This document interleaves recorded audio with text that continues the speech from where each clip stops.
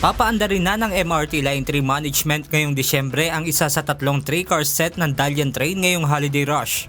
Sa isang pahayag, sinabi ni Transportation Acting Secretary Giovanni Lopez na tinatayang nasa mahigit 1,000 commuter ang kaya nitong isakay, bagay na malaking tulong para mabawasan ang mahabang pila ng mga pasahero.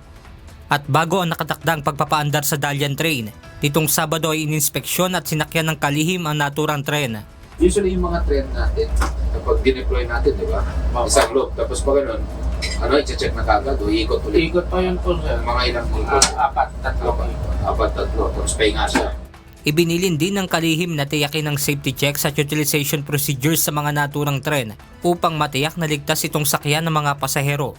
Kaugnay nito, nakatakda rin ngayong buwan ang pagsisimula ng testing at commissioning ng 2 pang 3-car Dalian train set. Benedict Samson, UNTV News and Rescue.